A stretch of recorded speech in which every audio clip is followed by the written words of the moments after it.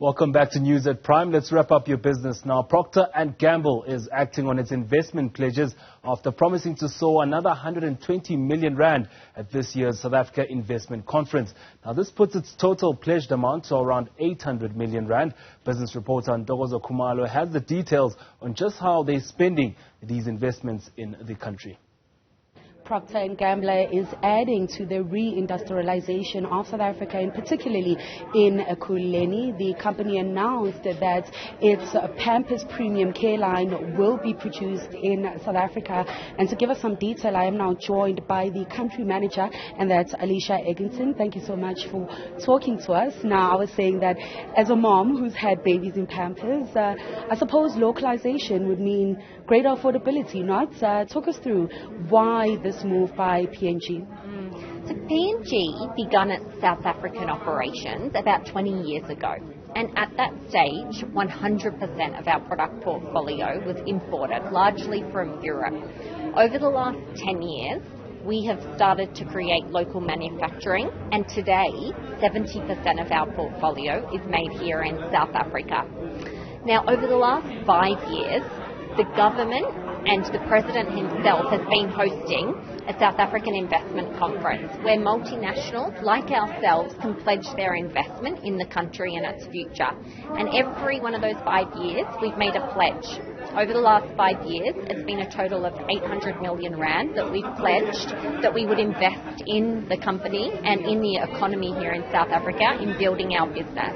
And today was a milestone in that we've rounded out now our entire Pampers portfolio to be made here in South Africa.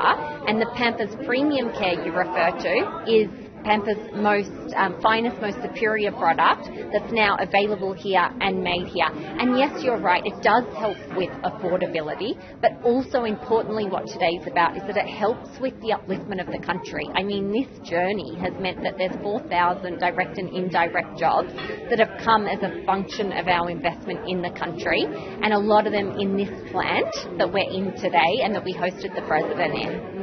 And Alicia, you know, that last investment that was made at this year's conference, 120 million, adding to that, you know, being that 800 number, as you said. Just talk us through then how that investment is also being used to diversify your supply chain.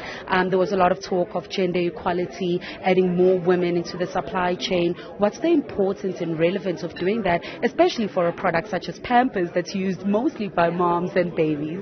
You're spot on. I think for us, equality and inclusion is about representing the consumers that we serve. And the world's consumers and South Africans' consumers are very, very diverse, exactly as you say, many of them women, because this plant also manufactures always sanitary products, which of course the consumer is 100% woman or girl. And so with that in mind, achieving gender equality and inclusion has been key for us. We're very proud that we're 50-50 gender representation, both at the plant and the headquarter office. And within that 50-50, it runs through to managerial roles as well.